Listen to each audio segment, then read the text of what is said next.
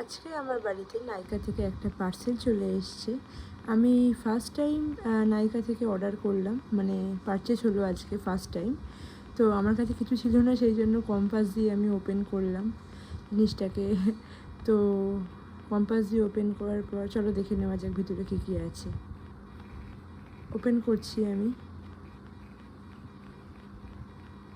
আমার কাছে মোট 5টা প্রোডাক্ট রিসিভ হয়েছিল।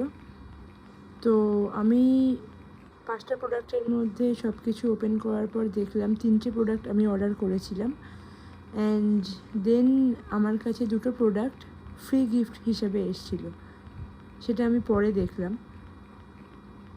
তো ফার্স্ট আমি রিসিভ করলাম, এক্সপিরিয়েন্সটা খুবই ভালো।